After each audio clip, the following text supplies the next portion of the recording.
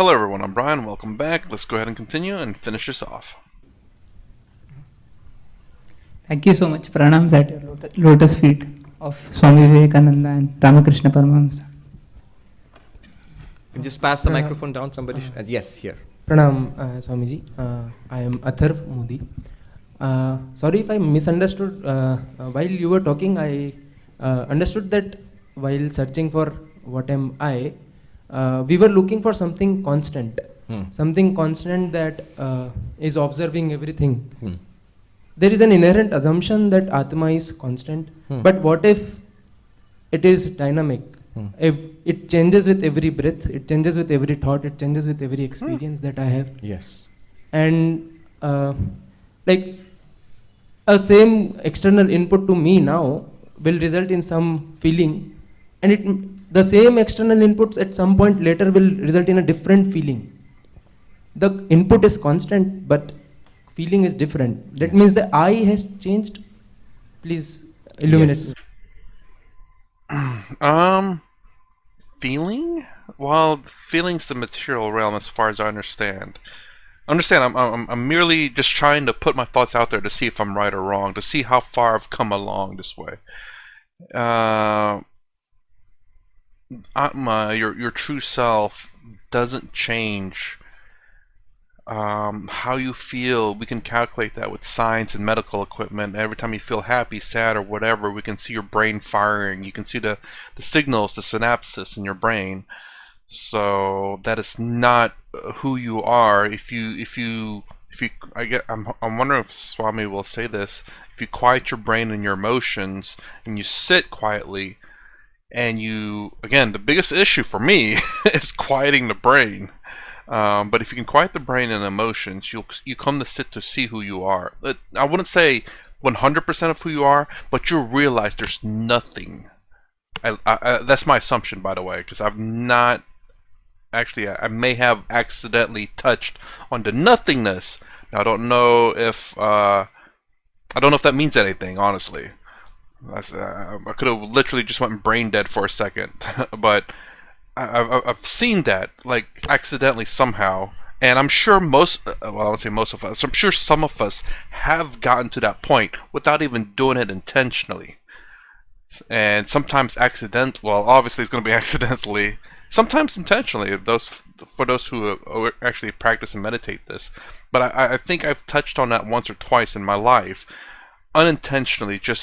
I guess I was so deep into something, and all of a sudden it just was nothing. It was blankness. And if he were to experience that, I think he would understand the fact of why Atma is never changing, because the only time you ever, I guess you can kind of be aware of it, is if everything else is quiet. And then to be able to sense it, to experience it, you realize that there's nothing in a sense. So the thing is, you are sort of assuming that there's a constant Atman. Now, we are not actually assuming it. It's an intuitive feeling of, I was the one in that baby's body. I was the one in this child's body. I was the one in the young person's body. I am the same one in this middle-aged person's body. The body has changed so much, but I have this intuitive feeling of being constant in all of them. So that's from that intuitive feeling of constancy, we are saying Atman is constant. But really, ultimately speaking, Atman is not even constant. It's beyond the idea of change and changelessness. However, there is an entire philosophy. You'll be very happy to know what you are saying. There will be the entire group of one school of Buddhism. It is called Yogachara, Vijnanavada Yogachara. Vijnanavada Buddhists, Vasubandhu and others, many great philosophers and Buddhist monks were there. It is now part of Tibetan Buddhism. There are two schools of Buddhism which together form the philosophical basis of Tibetan Buddhism, which is the Madhyamaka Shunyavada one school, and the Yogachara Vijnanavada the second school. The Yogachara Vijnanavada, they say what you are saying, that the self is dynamic. They say that we are Buddhists, we don't say Atma is not there, but Atma is Kshanika. Moment to moment it arises and disappears, like flashes of light. Why should we not accept that idea? Because he seems to be, actually that's what's happening. It's like a series of flashes.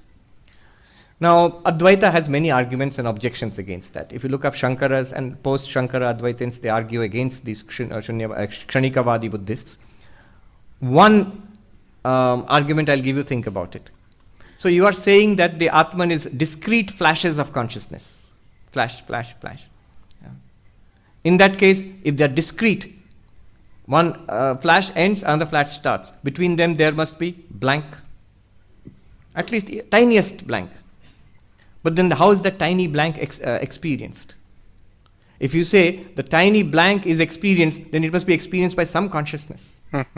If you say, no, there is a blank, but it is not experienced. If it's not experienced, then the consciousness that flashes will be continuous then.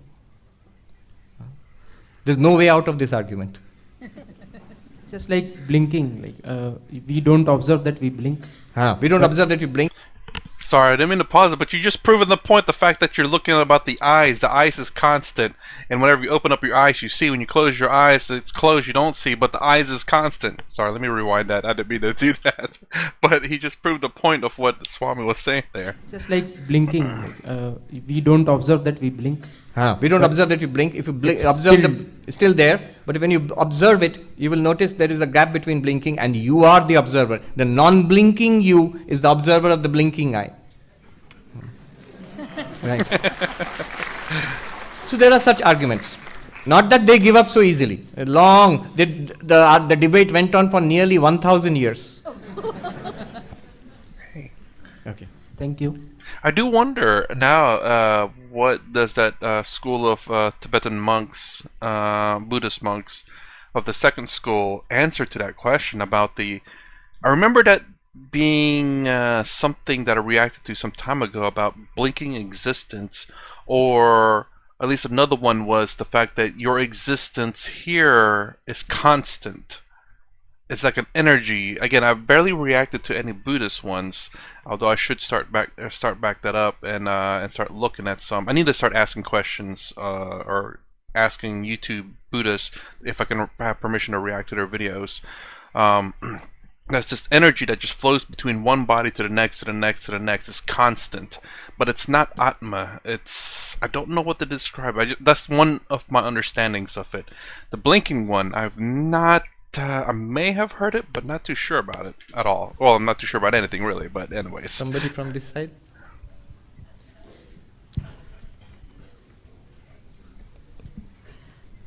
Should I have? Pranam Maharaj, I am Gayatri. Where are you? ADK. Yes. Okay. So my question is not so intellectual. It might sound a little silly, but I really need an answer. I'm initiated by Ranganathananda Maharaj and practicing a lot of chanting and reading. Just finished Swami Venkatareshwarananda's Yoga Vashishta. But my question is this: my husband and my in-laws, my own children and my colleagues say I've become morose. So I'm not enjoying the things I used to enjoy before. Is it because of this Vedantic reading, and what should I do? It's morose. So I'm not going to Yes. parties, and I'm not such a party life which I used to be right. before. So something kichu bhul hoyeche because No, I'll tell you. I'm There's nothing mixing wrong. See, you don't seem to be unhappy to me. You seem quite happy. yeah, because I'm here. Yes. But if I had to accompany my husband to a party, I would not be. Exactly. And he didn't come also, so I had a seat. Exactly the same question was asked to Swami Ashokanandaji in San Francisco in the 1960s. He was the head of the Vedanta Society of Northern California. And I remember the answer. One lady, American lady, she says that my children say that mum is no fun anymore. Yes. He started learning this Vedanta, and mum is no fun anymore. Our Swami Ashokanandaji's reply was, good riddance to bad rubbish. So there is a time when one must become mature. To a certain extent, when you're in the family, you're in a job, you must participate in what's going on. To a certain extent. You may not enjoy it all that much. But you must draw a line there also. Beyond what you do not enjoy, what you honestly do not like inside, you have a right to say no. Everybody has a right to say no. And you have something that you enjoy and you find it fulfilling. You must give time and effort to that. Your study, your japa, your meditation. So the other stuff which you are no longer enjoying, it's something that you have matured out of. It's high time that you mature out of it. I remember I go for classes to Princeton near New York, and there are some Indian families who organize Gita classes, and one of them told me that there are many other people here, and they could come, but every weekend there is a party, there is a marriage, there is this or that. They can find time for everything. Once in a month, they can't find time for 1 hour of Bhagavad Gita classes. See, I tell them, if you are new here, you are young and you've come to New York, Manhattan, enjoying the life here, working hard 5 days a week, partying hard 2 days in the weekend. All right, you can do it for 3 months, 6 months, 1 year, 5 years. But after 50 years, children are grown up and gone and married, you have grandchildren, still that thing. There's something wrong. Something wrong. No, you're not doing anything wrong. But don't be pushy on others. I've seen especially moms. So the moment they become interested in Vedanta, first and foremost it has to be imposed on the kids and the poor husband also. So don't do that, because that creates resistance. All right, thank you. I'm not sure I understood the question. I'm assuming that she no longer does the party life and her husband and kids still do. And she's wondering, and then if she's dragged into it, she's not enjoying herself anymore and wondering if there's something wrong with her. So Swami's saying that there's a certain point where you have to grow up and be an adult in some degree. I mean, I don't necessarily disagree with Swami there. Obviously, partying and all that. I don't know. I would never force it. Like Swami at the end there said, I would never force anyone to not do what they don't want to do. Just be aware of the things that you're doing and whatever is appropriate or not. And if you enjoy it, why not? And if you don't, then clearly don't do it. Swami, namaste. I'm Abhilash here. Swami, one quick question that I had. What we did just now, the meditation retreat, can I say that this entire Advaitic meditation is to tune the mind to observe the movements of the mind? No. It's not a meditation. It's an inquiry. There's a difference between meditation and inquiry. Meditation is for calming down the mind. Chitta vritti nirodha. Inquiry is not for calming down the mind. Inquiry is for looking for something, inquiring, using reason and experience and noting something. What you are talking about, observing the movements of the mind, witness of the movements of the mind. When we hear the word sakshi, witness, that's what we immediately think. Oh, it is some kind of meditation technique. I'll sit quietly and I will look into the movements of the mind. Like they give the example of standing on a bridge and watching the water in the river flow by. Instead of flowing by yourself, you watch the water in the river flow by. The river is of course the mind, water flowing by, thoughts, feelings, emotions. You are the witness of the mind. That is exactly not what was taught here. One monk put it nicely after teaching all these things in Drigdrishya Viveka. He said, Kya Mahatma ji, lag raha hai na ki aap sakshi ho? And the monks must have nodded. I have read it only. The monks must have nodded yes. And he says, Bahut bade gaddhe mein giroge. You will fall into a very big pit. Because this sakshi which it's something that you have generated. It's a kind of meditation you are doing. It's a good meditation, but it's an exercise. When you stop doing it, it will be gone. Shankaracharya says, Kartum akartum anyatha va kartum shakyate. You can do it, you can not do it, you can do it in a different way. That is not knowledge, that's a mental exercise. But what we are looking for here is a knowledge. Just as you know that you are Abhilash, and that is not an exercise, that's knowledge. Similarly, we are looking for our real nature, which when you do it, it becomes, you see, the sakshi which we are looking for is a choiceless sakshi, is an effortless sakshi. It's always there right now. If you don't come to one Vedanta class also, you are still that sakshi. Isn't it true what we were talking of now? This light that I am, into which the mind appears, senses appear, body appears. It's there in everybody. It's there in the ant. It's there in the enlightened person, it's there in the most materialistic person. That's what enables life itself. That's consciousness. We're talking about consciousness. It's an effortless awareness.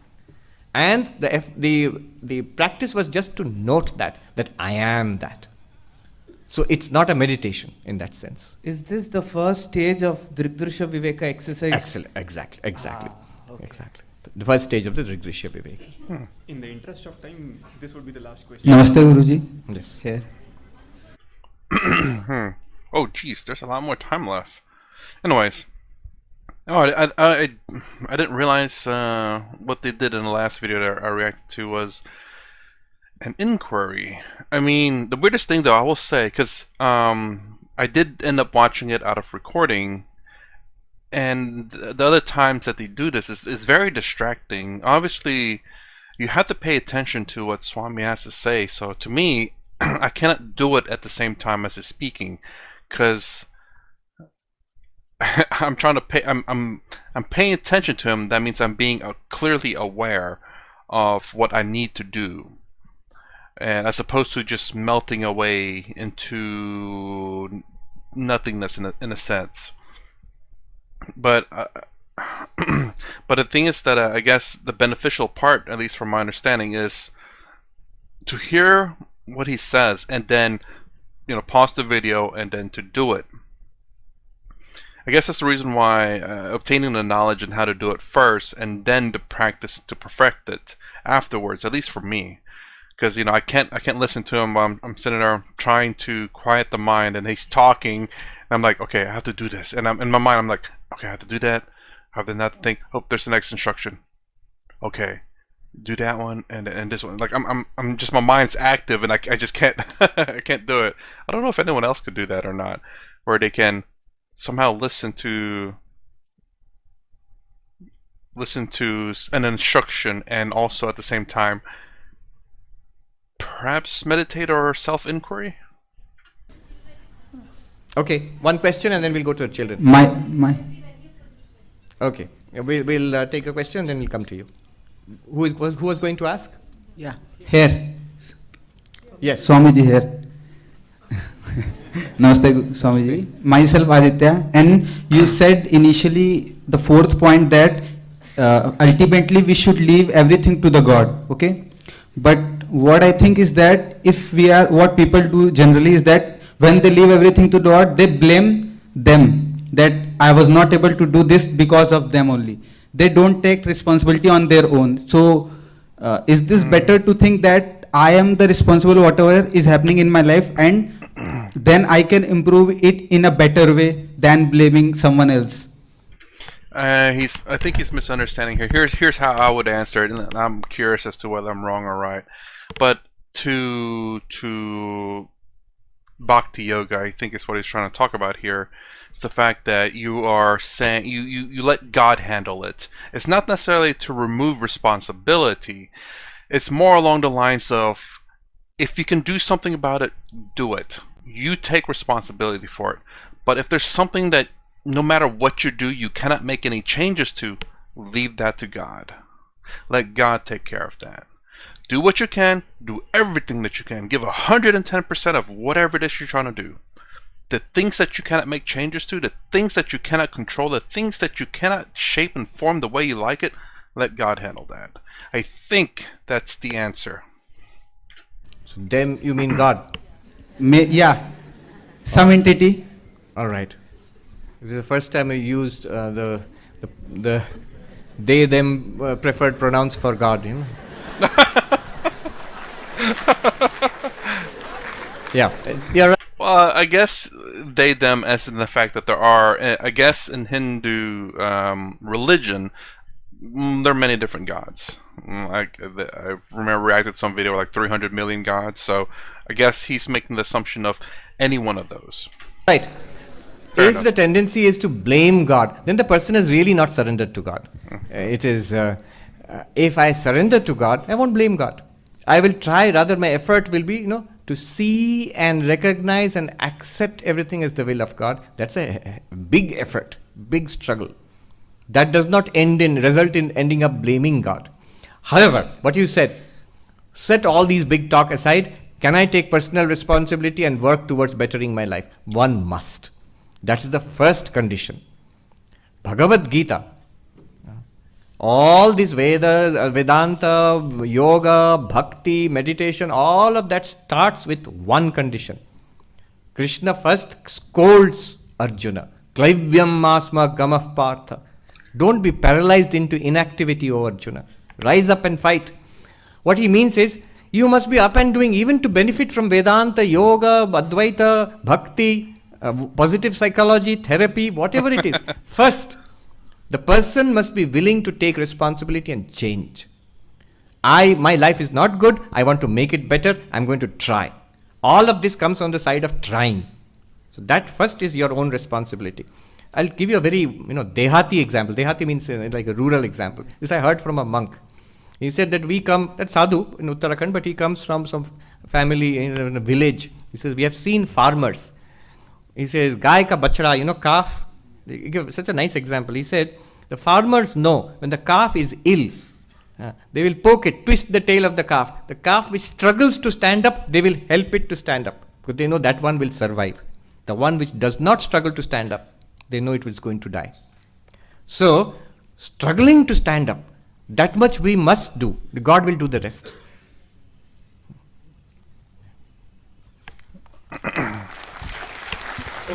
Yes. Last question. So I've been in the course of medical practice, I would have to see many disturbing events in terms of patient sufferings and critical treatments. And how do I actually come out of it during the course of treatments and actually complete the course peacefully? Yes. Very good question. I'll just tell you an example. Please sit. What's your name? I don't know what the question was. That was kind of hard to hear. Nikita. All right, sit. I can only tell you the example of a doctor. She is working in Manhattan, Indian doctor, for many, many years, and she works as what is called an ER doctor, emergency response in an emergency room and all. So always it's life and death. It's always disturbing things. It's always a struggle, especially during the COVID.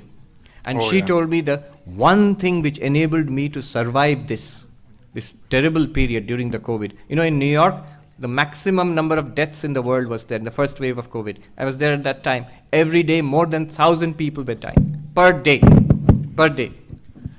Now, this doctor told me, I survived this crisis because of my spiritual practice. I am initiated, I do japa. My guru has given me a mantra. I had to depend entirely on that to keep my sanity, keep my balance during this crisis period. And she said, others also, I found doctors and nurses in the hospitals, if they had some spiritual practice, doesn't have to be Vedanta, many of them are Christians, some serious prayer, belief, faith, that really, really helped them. One more thing I can add. Just recently, 2 weeks ago, I was invited by the American Psychiatric Association. They said, we want a conference with faith leaders. And they said, this country is heading towards a mental health crisis. And also, not only America, it's also there in India now. And they said that we want partnership with psychiatry and spirituality. Then our question was, not mine, but generally was that you don't like spirituality, religion, all of that. So are you supporting spirituality and religion? He said, no, it's not that we have become religious or spiritual.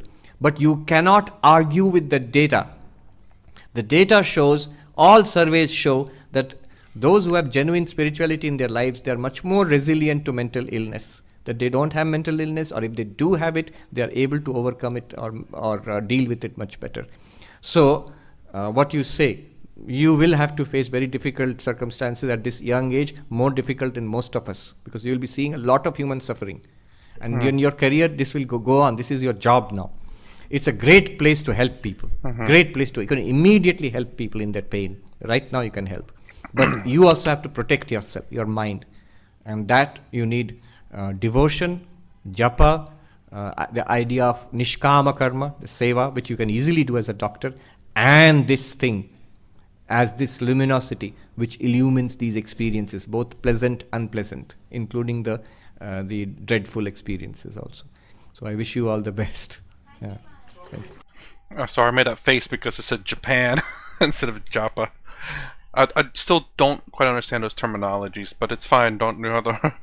I'm assuming it's like well, I think japa is more along the lines of like a mantra, I believe, or maybe a ritual action, perhaps. No, we have to. Sorry to do some body psychiatrist myself, and my name is Dr. Koval. Yes. My question was, all of you who have come here are all Arjunas. So. Oh, real quick, sorry. Before he gets to this question, and before I forget, that's very much true. It's really kind of sad that we see, I guess, growing throughout the world, mental illness. And the biggest issue is because we don't have problems. It's really, if you disagree with it, let me know. But it's the decrease of problems in our lives has an increase in our mental health. It's so weird. It's so contradictory, but I believe that. I have no proof other than what I'm observing. You look at America, a growing mental health. What else is growing in America? I'm not saying they're related. The ease of life. You know, you're not having the, you're rich have no issues with food and whatever, or relationship. Well, they have issues with relationships, but that's a different story. But no food, no water, no shelter. They can buy whatever they want. They can go wherever they want, but you have to do drugs. And it's really weird. I think it's because we have so much free time to think and to want and desire that it's kind of growing into an illness. I don't know how else to react. I don't know how else to describe that. I do believe that is the issue. I bet you because I guess we're so focused when we're trying to survive, we are focused on survival. We know exactly what we need to do. We need to survive, and that is number one priority. Everything else, all this minor issues, this minor problems, not even worried. Oh, broke my arm. Well, that sucks, but we have to survive. Yeah, maybe broken arm really bad for survival, but you get my point. It's the fact that, oh no, my cappuccino acha latte or whatever it's called, it's one missing ice, torment, suffering, because the fancy $20 drink that they bought at some fancy place, it's not made exactly precisely correct, so they go mad and crazy over it. It's oh my god. Now, I'm not saying it's everywhere, but I'm getting this idea that the easier life is, the more arrogant we get, and the more suffering we kind of develop because of how easy it is. Because we don't realize, well, I don't know, because there's no hard issues in life. I mean, what kind of issues do you have if you're rich? Not much, really.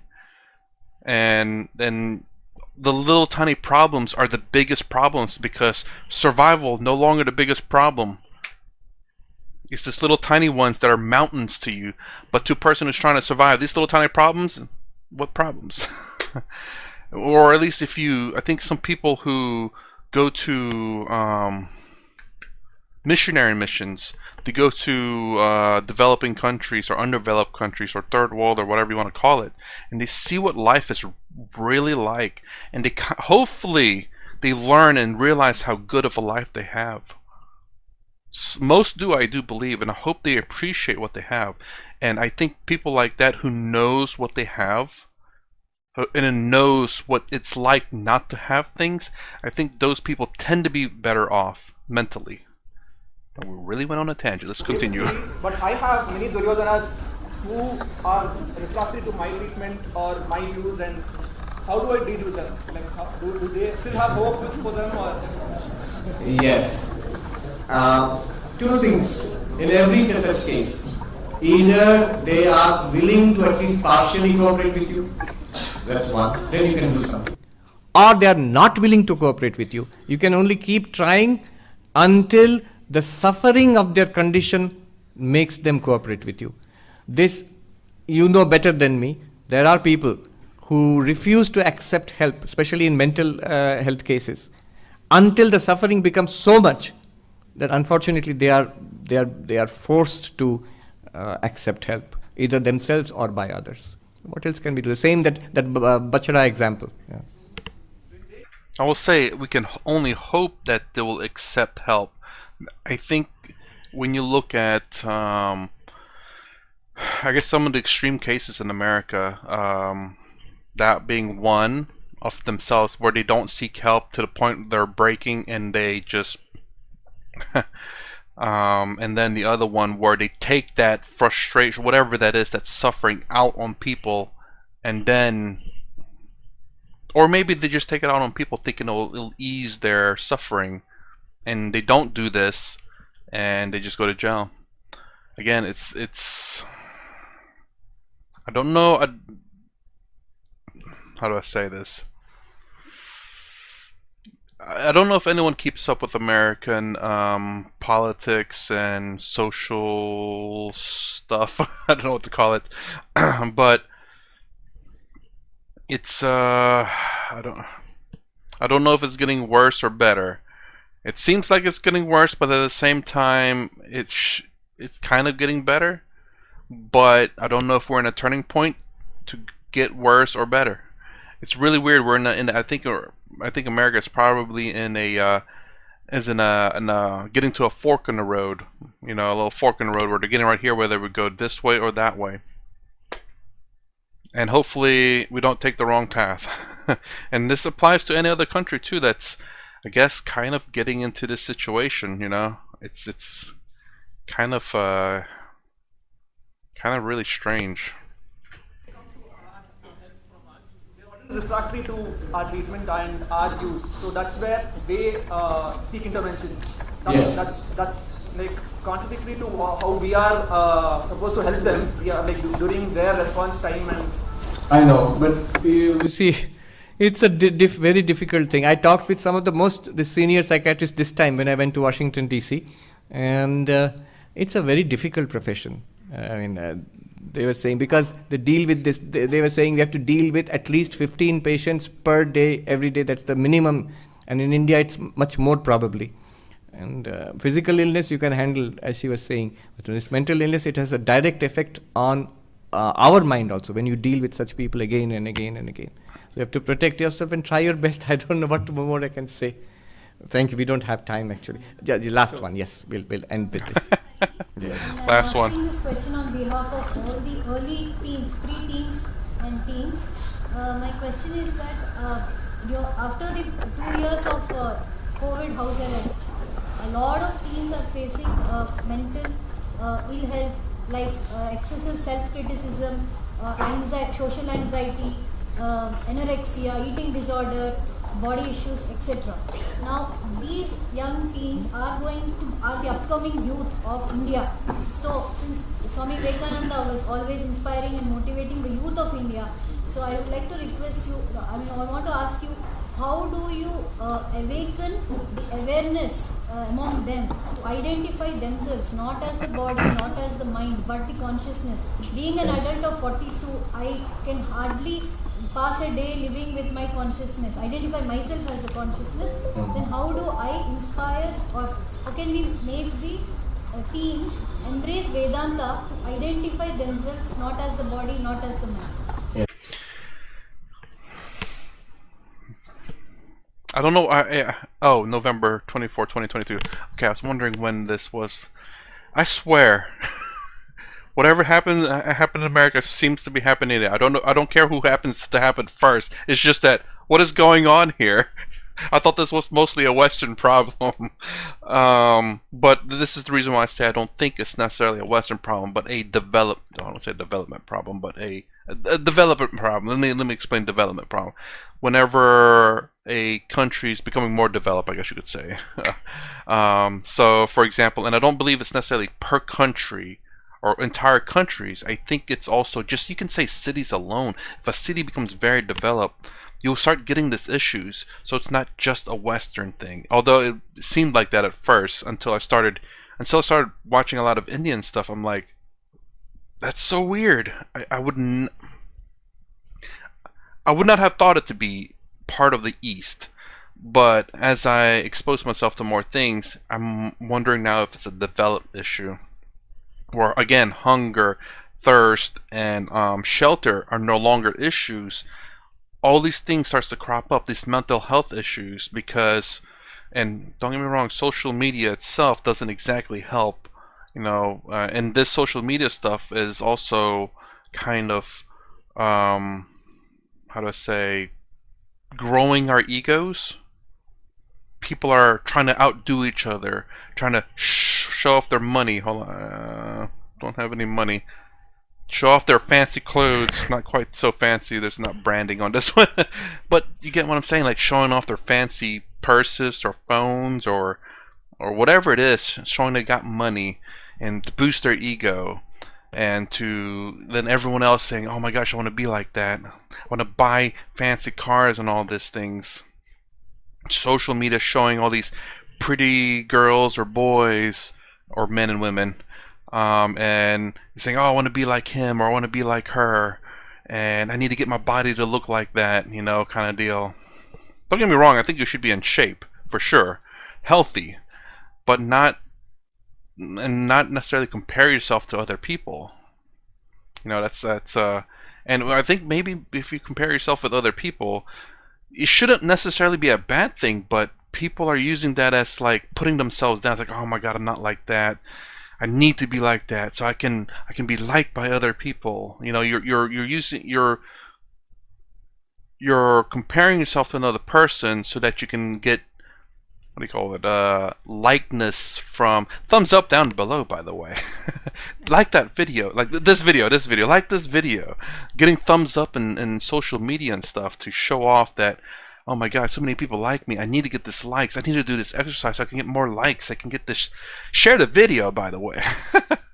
But you get what I'm saying. This social media of, I think some people say it's like a dopamine rush. So the more thumbs up, the more people that watches it and everything, they get this little rush that they need to get this more. "I need to do this. I need to be like this person." And there are too many external things and not looking just within and being happy and content with themselves. And but yeah, once those three things are covered, I think that's the start of the mental health begins. Although I will say, I was going to say Japan's kind of the exception, but then again, it's not. I've heard that there is a population in Japan of men who are just, or not men necessarily, but it tends to be mostly men, where they isolate themselves in hotel rooms and never come out. It's so weird. I mean, let's continue. You can't start there. It's a good question, but you can't start there. What you should start with is reading Vivekananda and joining groups. We have the Vivekananda Study Circle here, other groups around, and if you're in Bangalore, I don't know, the Bangalore Mutt is there. Be associated, satsanga, be associated with the wise and the holy, be associated with like-minded persons who are seeking this. We all need help. So take the help wherever it is available, whether it is on YouTube, whether it is in a book, whether it is in the company of other seekers. So create this environment around yourself. Yeah. Thank you so much. Thank you, Maharaj, for answering our...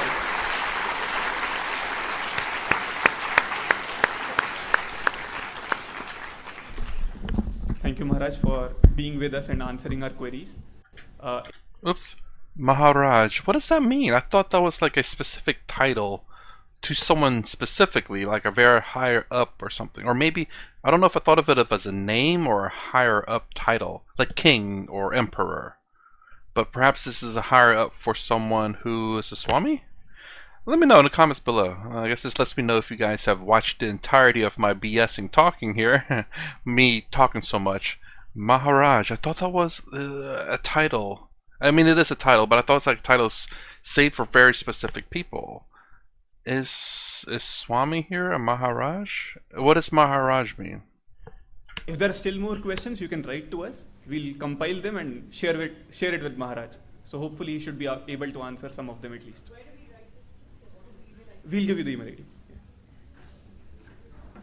Now I request Dr. Sagar Ghorai to end with a vote of thanks.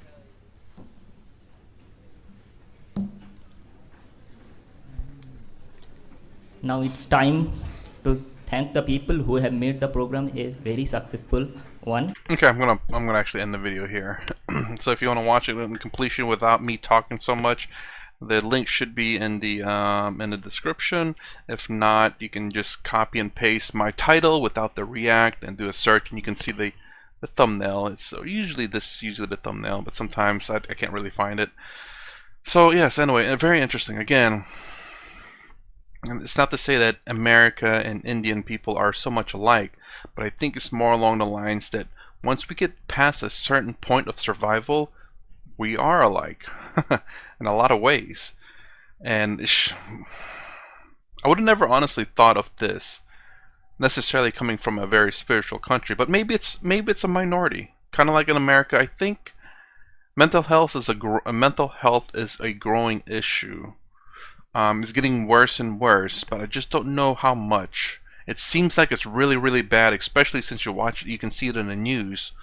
But I don't know how common it is. Just because they're shown in the news doesn't necessarily mean that all of a sudden there's a rise of it. It could have been like this for a long time, but obviously, you know, it's political now. It's been politicized, and that's a problem. And I wouldn't doubt it if this was also something that's an issue rising in India or any other country, and they politicize it. It's really garbage.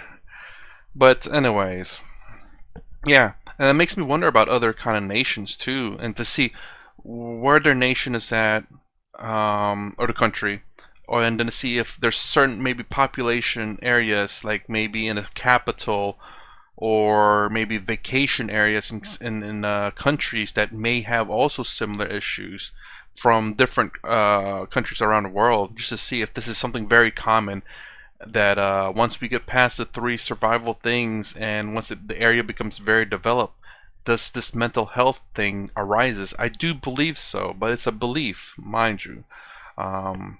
It'd be really amazing if there's an area where maybe it's not. Then again, I don't know where there could be one, but I don't have time to go research every single country, and I'm not gonna do that. I'm just gonna, whatever I happen to find out, I'll find out, and yeah, that's about it. Anyways, that's the end of this video. Good Lord, I'm glad I paused at the last one, because I clearly talked a lot in this one, being for only 20 minutes. And I've almost doubled the time.